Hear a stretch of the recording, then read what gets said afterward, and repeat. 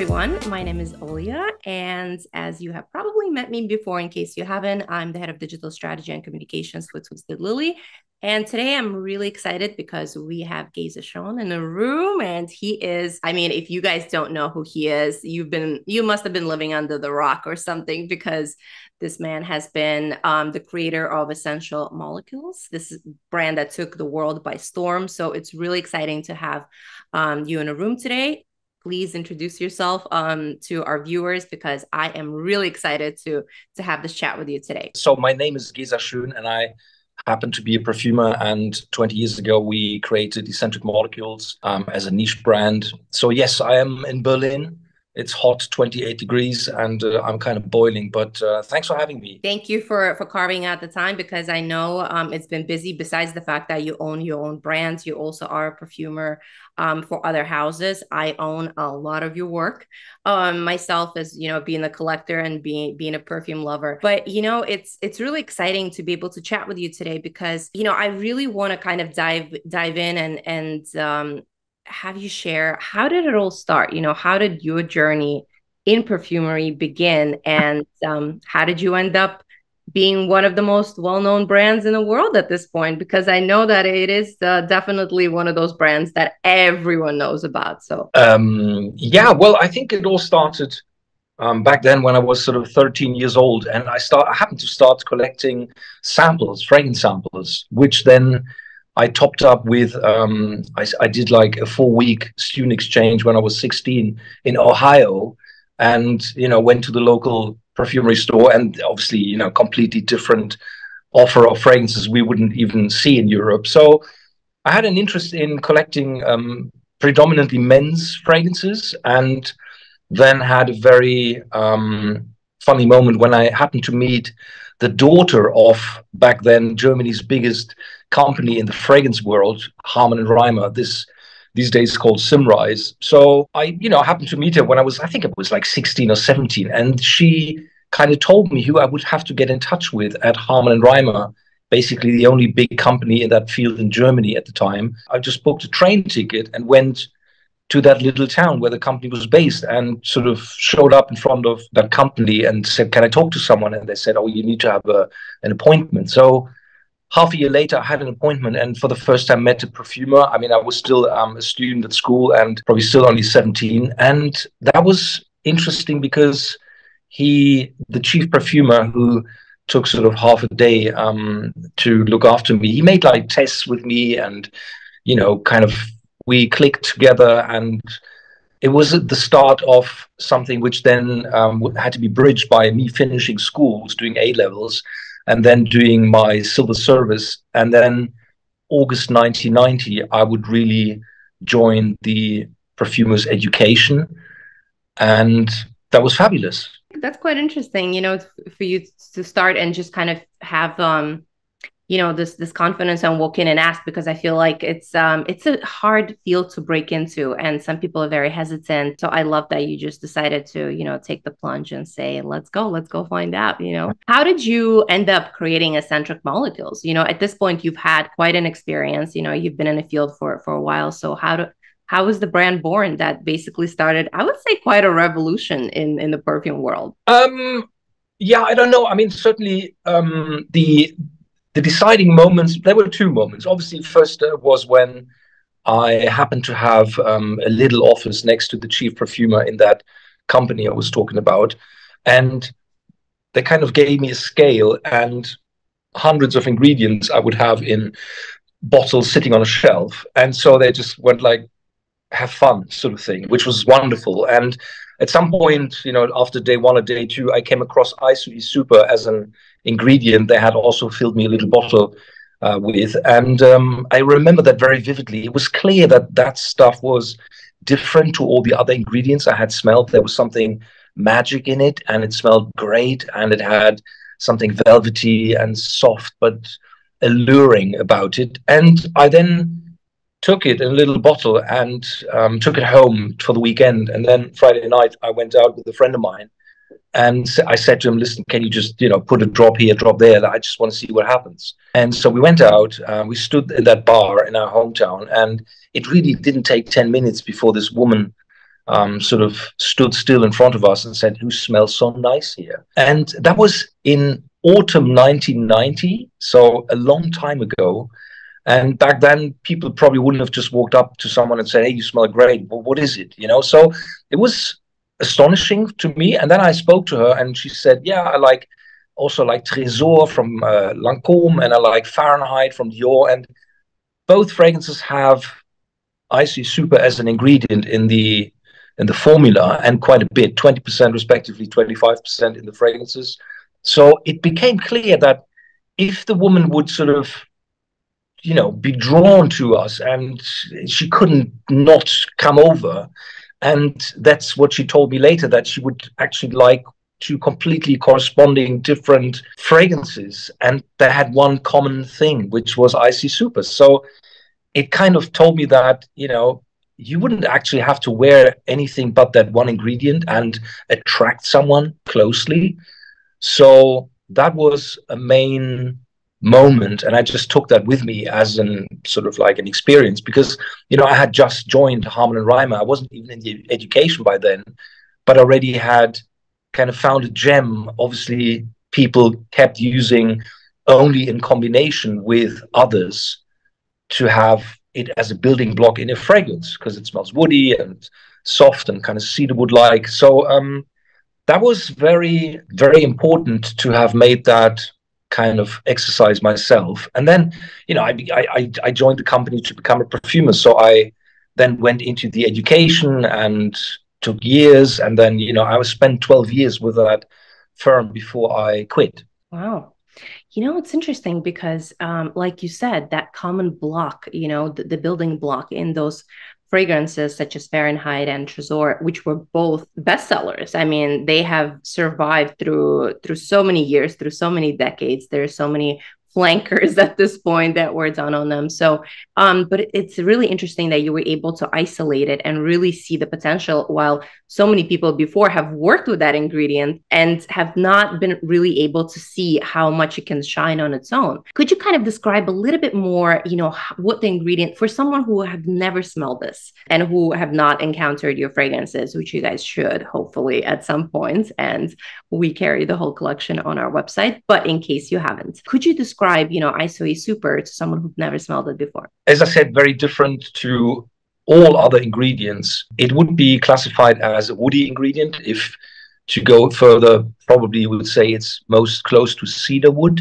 but it has, next to its sheer olfactoric smell, which is woody, it's warm, it has a vibration, it kind of vibrates. You can smell that this is different to anything else, I think, still. Professor Dr. Hans Hatt here in the Ruhr University in Bochum, he's a guy who took research on the scale of how do we actually smell as human beings, and what is sort of happening at all in our capacity to be able to smell. He took it to the next level, where like he would inject an aroma chemical, so like a synthetic ingredient, into a singular cell as a trial to see what would happen. And so I met him, as I have met him several times over the past few years.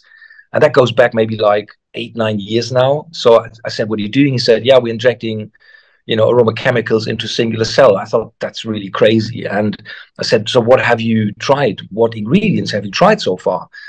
And he showed me a list and said, "Yeah, but," and I said, "So what does the cell say when it's been injected with a chemical?" And he said, "So far, not much." And I said, "Yeah, but you need to try out some of the cooler ingredients." So I gave him, I don't know, probably like Hedione and IC Super and Ambroxan and some other more interesting chemicals. And then I didn't hear from him for like a few months.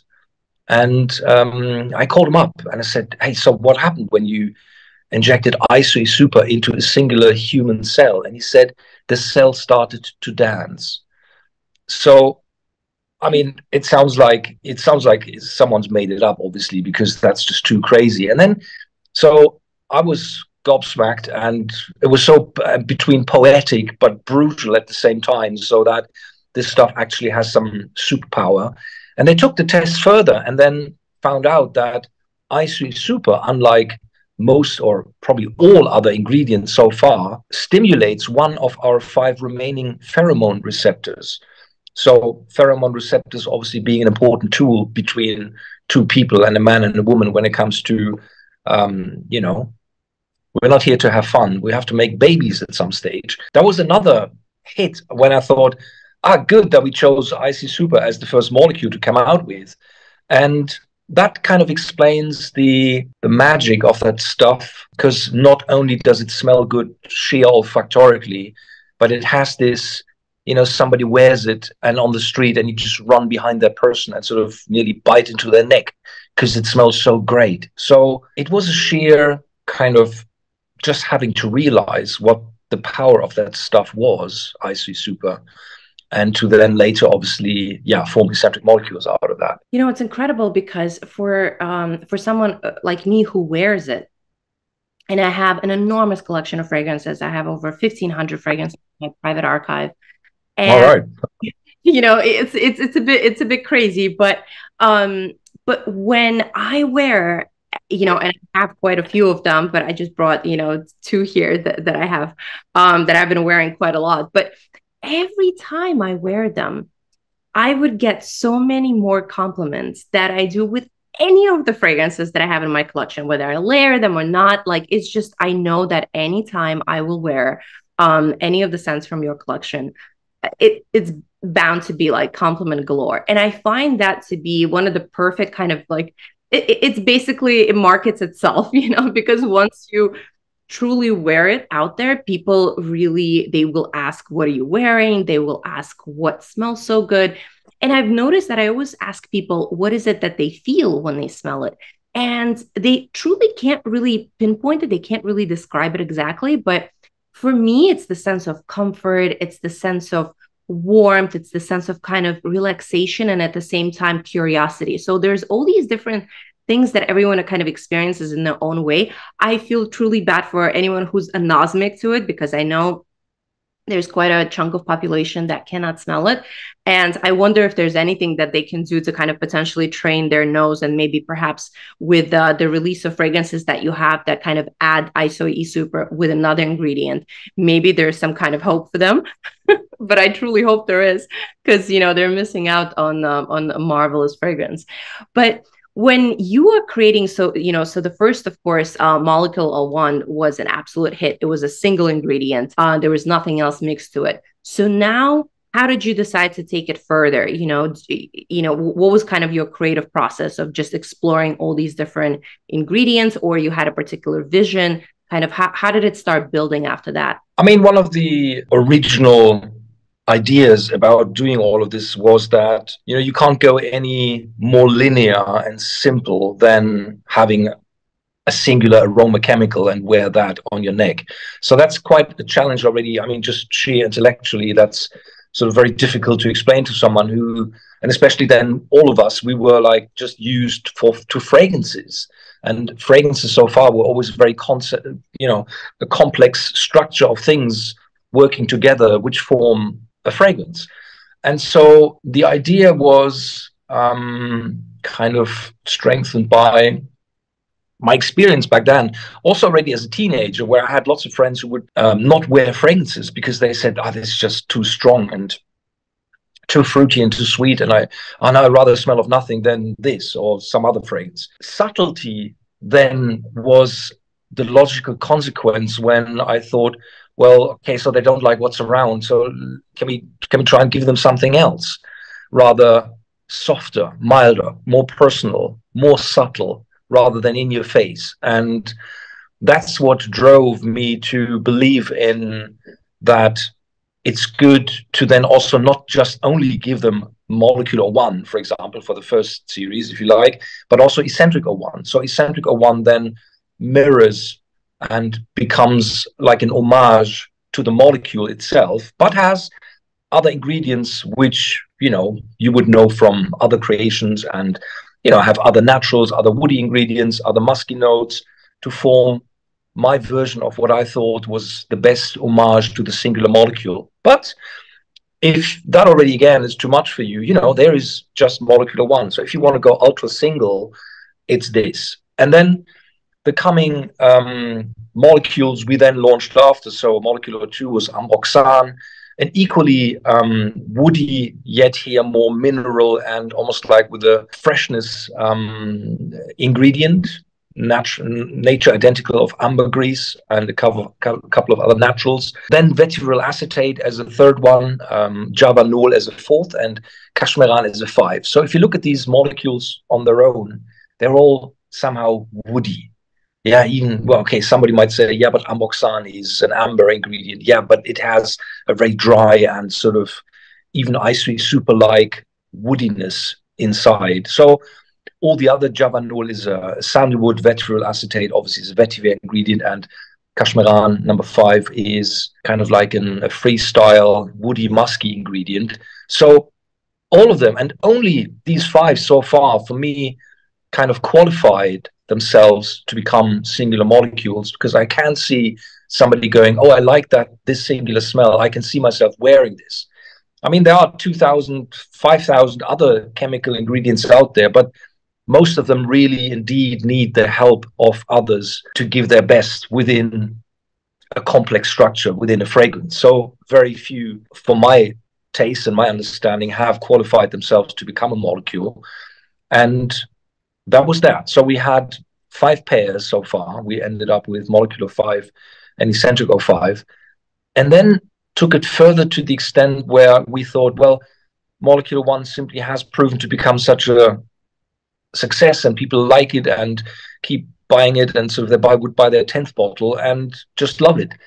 And then to look between the molecules and the eccentrics. And the step was when my partner Sophie, at the time, I noticed whenever I was working on other fragrances and I would show her stuff to smell, and whenever it had an iris note in it, she would say, oh, I really like that. So I said, you know, you have a sweet spot for iris, obviously. And she said, I don't know what it smells like. So I said, this is it, have a sniff. And she went, oh yeah, that's very interesting, very nice. So she said, would you not, come on, you know, don't be lazy, make me a fragrance with that stuff. So I then thought, as iris, or oris, as some people call it, has a very, again, very subtle, rather woody, powdery, floral sea. You can't put much next to it if you still want the client to be able to smell it in a fragrance. So the idea became that I thought, let's just see what happens when you take an enormous chunk of Icy Super. And I created an iris base with lots of Iris Absolute Pallida, which is hideously expensive, but didn't matter because, you know, that was for my girlfriend. So that was the start. And I then gave it to her. She started wearing it and got lots of compliments for it. And I sent it to my boys in London and said, look, I think we have something here. And then I looked at it and I thought, well, actually, this is nothing else but M molecule plus one. So this is when we then came up with the M Plus series, which we have now already 6 fragrances of. And that, in a nutshell, is from the beginning of the molecules and the eccentrics, now with the M Pluses, where we have been playing around with. I love it, you know, because I truly think that you are the OG of layering. I would say there's, you know, you basically came up with the whole concept because you created the perfect layering base. And I think a lot of people who originally started wearing Molecular One, they were sometimes wearing on their own, but sometimes they would say, oh, I'm wearing this underneath another fragrance that I have already in my collection. And I feel like the layering concept and the conversation around it has really blew up in the past, you know, maybe 2 years, where of course it's all over TikTok and Instagram. But really, I would say you were definitely the father of it, because at the end of the day, you created the perfect base. I mean, that is something I always sort of, I find very funny because, yeah, I know people would also use our fragrances or our molecules to layer with other stuff. And I mean, that is down to each individual person's creativity of how they want to drive that. I think what was more important and what needed to happen anyway at the time, so 20 years from now, 20 years back then, there weren't individual or singular chemicals being hyped at all, even not in fragrances. I mean, in perfume internally, you know, perfumers would talk about high dosages of sort of certain chemicals which would be used in fragrances, but all of a sudden which weren't used in the past in that quantity. But I think by doing the molecules then individually, there was sort of that bad image was demystified. because till then it was always like, oh, chemicals, death, and nature, good, which is totally naive. And actually quite the opposite if you look at some of the natural products there are in terms of health and safety. So I think we kind of launched the sexiness of chemicals with Escentric Molecules. And I think that was a good thing that happened, to take sort of this traditional, a bit sort of dusted image of perfumery into something completely different, but yet good smelling, obviously. I think to me, my background is in fashion. So to me, I kind of look at certain things in relation to fashion. And I think it's a really good parallel to make here, to draw, because to me, it's that white, t-shirt. It's that white button down, which personally I cannot live without. I'm wearing it today. It's basically my uniform. And I think that's, that minimalism, that conversation about minimalism, which really truly hasn't really existed before. We went from such opulent and big perfumes, then we had all these different stages. And today, I feel like more and more people, they're craving something more and more simple.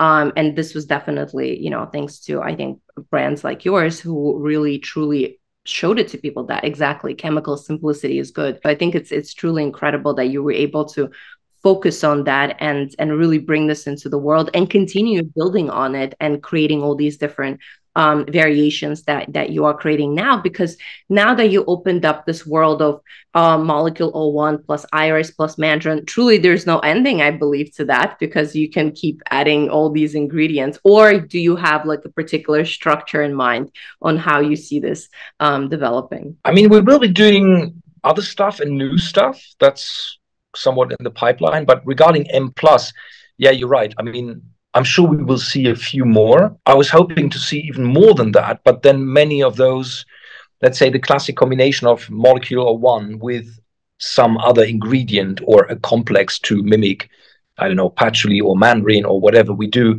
is difficult. I have tried many where I was quite disappointed that the outcome actually didn't really work, but that's just down to the logic behind chemicals and naturals together anyway, because as a perfumer, you need to make sure that your fragrance breathes and that it makes sense, that you don't waste ingredients in your composition, because what's the point, in using, I mean, tell a chef to use something really expensive in his food, which then people wouldn't taste. That doesn't make any sense. So there's a logic between sort of the physics of ingredients with each other to perform in a certain way. And that's always important to think about, yet leaving that trail of sort of, let's say, like a paradigm of how everything used to be and used to be done in the past was broken up, and therefore, a new era of an ease also to use chemicals and to name them kind of started to happen, which I think again was a good thing back then.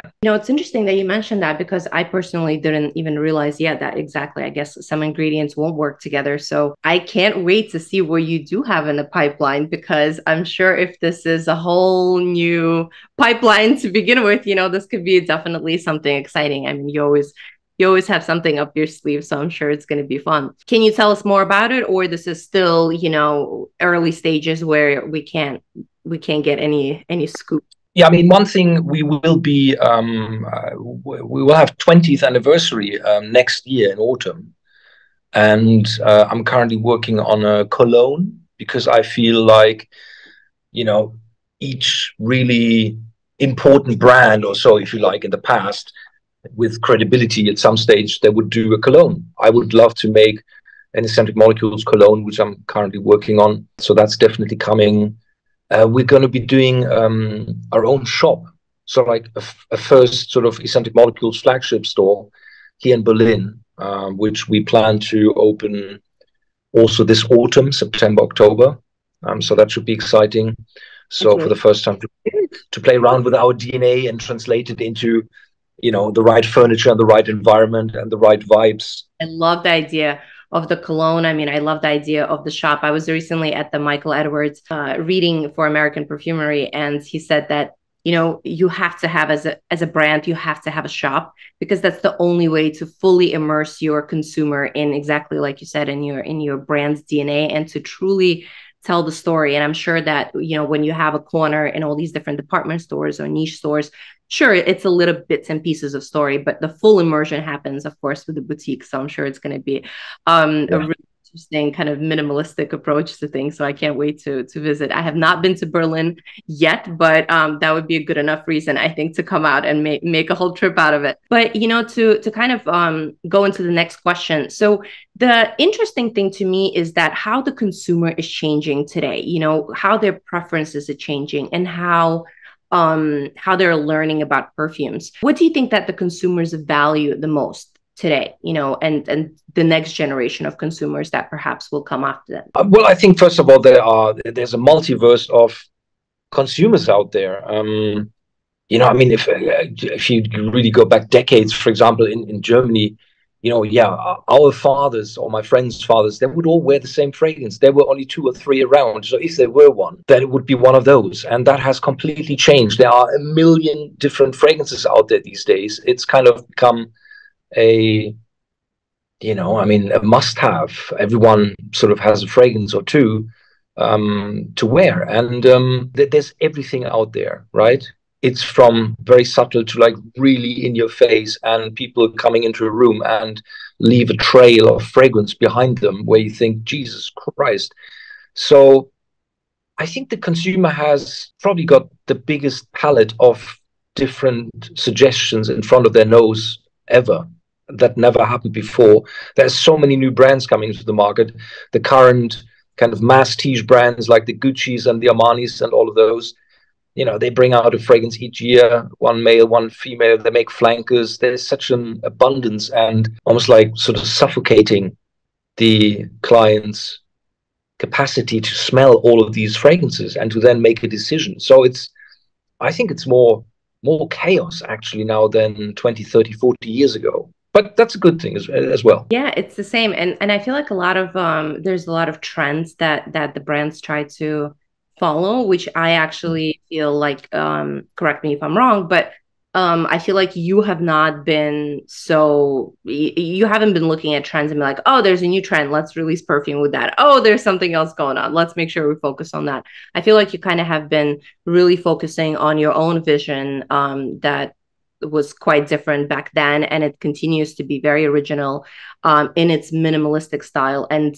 but do you feel like you will eventually have to align with some of these trends, you know, and kind of, you know, design based on them to kind of align with that consumer, or just keep on the trajectory and doing whatever you feel like doing, whatever inspires you, and just not even looking in the direction of trends or what anybody else is doing? Nah, this is very unlikely because we've just always enjoyed sort of the style of fragrances we do. And I mean, as I said, I find it interesting to see what's out there and to smell other fragrances. But whatever trend there is no real trend other than the trend for strong fragrances in your face, which blows your head off.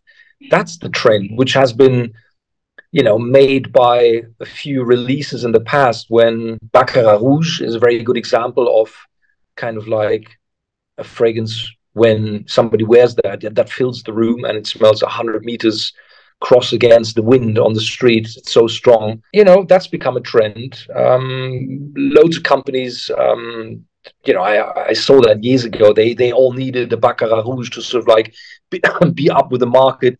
And that's, of course, pathetic. I mean, as I think I lately read some interview with Francis Kurjan, who said, well, I'd rather be copied than having to copy fragrances I need to be working on.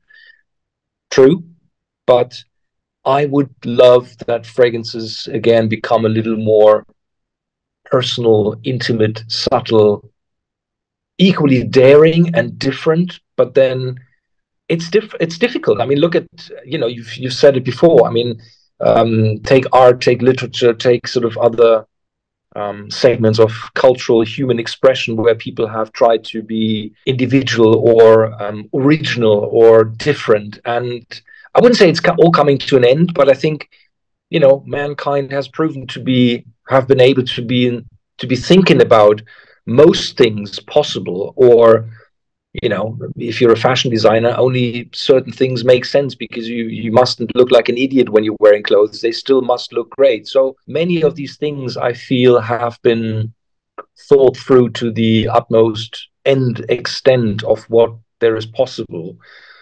And doesn't matter. Maybe that's a good thing. I don't know. So no gourmand coming? I mean, come on, we've been in an No, era of gourmands. no. I mean, I have tried an M plus vanilla and sort of, I don't know, it needs to hit me as well. It needs to be the point where I would say, fuck yeah, that really smells great. You know, I can jump over my shadow, as we say here, to launch that. But then I need to, like we've always only ever launched something we were really convinced by. That's probably not going to change. We don't, you know, we own ourselves. We are not owned by any other Estee Lauder or Coty or whoever is out there. So that, no, we'll probably, you won't see a trendy thing from us, I think. I like that. I like the sound of it because we've got plenty of trends and we've got plenty of vanilla fragrances out there. But, you know, I just had to ask the question because I'm like, ooh, I was Sure. actually thinking it early before the interview. I'm like, I forgot to put that on the list, but I'm gonna make sure to ask you that. So, do you have a favorite among all these fragrances that you have created that you perhaps wear every day?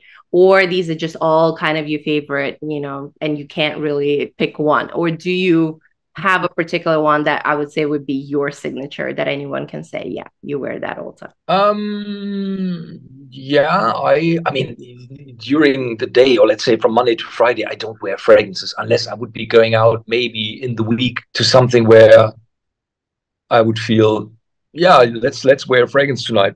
But that's happens. I mean, that happens maybe once a month. On weekends, I would wear M plus ginger because that is just fabulous how long the ginger freshness sort of lasts, and then is, you know, you're left with that silky, icy, super background. That's a very easy to wear fragrance, which I have been wearing ever since we launched it. If I really want fragrance, my partner Sophie, she likes my Renegades fragrance, which we launched back then with Bertrand de Chauffour and Mark Buxton. That didn't go anywhere, unfortunately, even though we thought we sort of really pushed the boundaries on sort of looks and the way with that little head of ours on the bottle and stuff. It was kind of like obviously very ironic and sort of fun. That fragrance I would be wearing, I still like that myself. It was kind of like a pink pepper powerhouse with a very balsamic, smooth dry down. Very green, the fragrance. I like green a lot. So yeah, it's probably between these two. And I mean, occasionally I would sort of try something else if I'm working on something where I come to the stage where I want to put it on my skin to see how that performs. But other than that, look, you know, I mean, I don't think a chef would return home from work and then start doing himself a three-course dinner. You know, I'm quite glad to not wear or to not smell fragrances now and then. You're right about that. I wore recently, I went to a wine tasting and then of course I forgot and I put on fragrance and I was like, oh my God, the biggest offense. But I've survived. I didn't get out. Almost. Well, you know, as someone who is such a force in the industry, you know, and who created really truly, I'll say it again, I opened up with it, but you know, you created a revolution.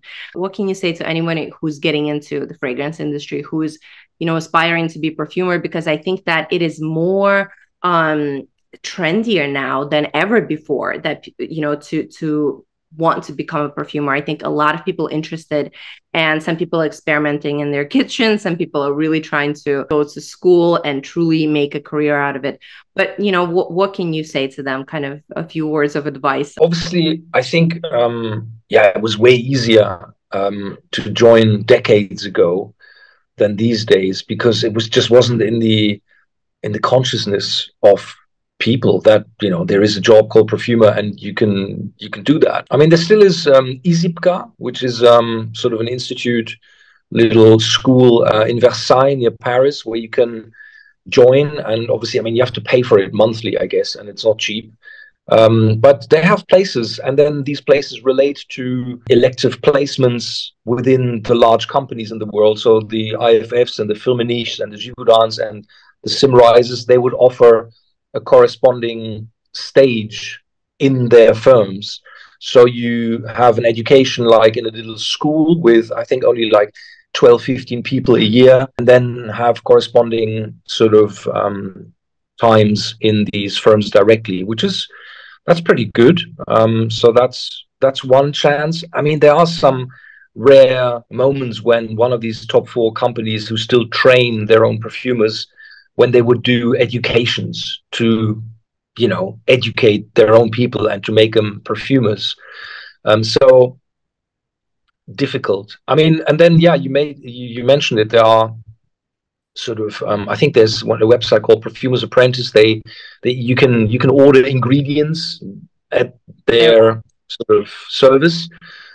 So you actually have access to a lot of ingredients you would not have had access to, let's say 20, 30 years ago, when it was all a bit more secretive, and there just, there wasn't an internet really 20 years ago, where people would sort of go on, think, oh, I'm just going to buy 100 different raw materials and then become a perfumer. So lots of these technical devices and our modern sort of life have offered that possibility for people to even kind of train themselves. But as with everything, I think, I'm a friend of education, if you like, and studies, and, putting yourself into learning where it makes sense to actually learn for a few years to then understand the basics of something, rather than buying 100 ingredients and start throwing things together.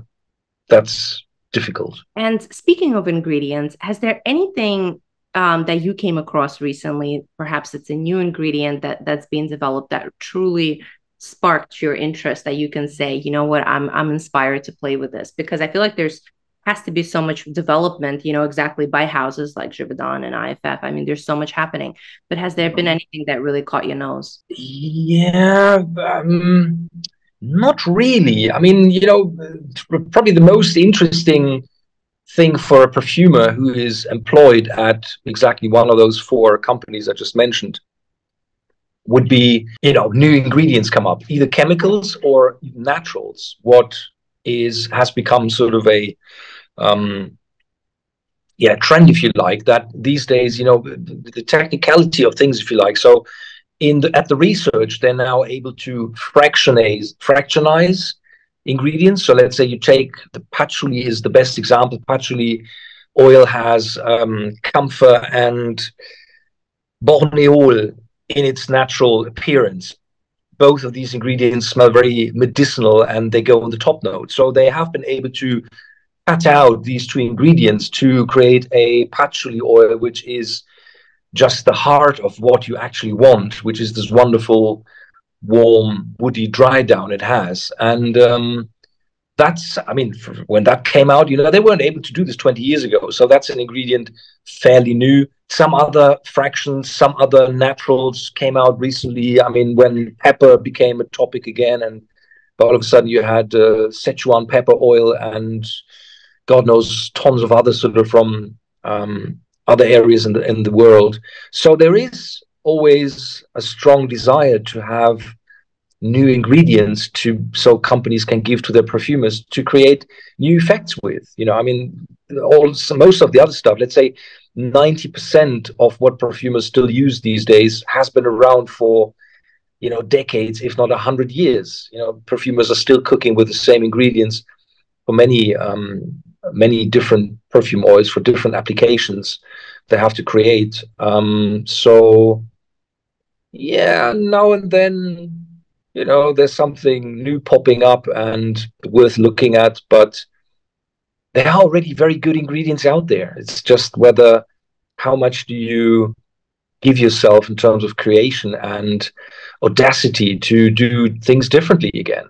And that's like with anything else, art, movie, chefs, writers. It's always a challenge to come up with something new. And yeah, sometimes there's something which sort of spikes appetite to try something else. Well, you've definitely been on the right track for quite some time, so I'm sure there's going to be really exciting things. Whatever that you're going to release, I'm sure it's going to be up there. And again, congratulations on on the upcoming flagship opening. I think it's incredible. So Thank this you. Thank has you. been such a treat, to be able to chat with you. I've been a fan of your work for so long, and we just onboarded the brand on Twisted Lily, and it's been received so well. We already had a few sell out almost immediately. Molecule One and Iris, actually, All Molecule right. One. Uh, Cool. so those things are gone. I think we're hoping to restock soon, but truly, thank you for taking the risk. Thank you for not being afraid and just doing what you truly like and what you truly love and what you're really great at. So this has been such a treat. Thank you for Guys, thanks for all the flowers. Very sweet and very happy to have spent time with you to talk about all of this. Good fun. Thank you. Thanks for having me. Thank you. And I hope that we'll see you either in New York or I'll see you in Berlin, but I'll hope to catch you sometime soon. It was great. Cool. Take care. Cheers.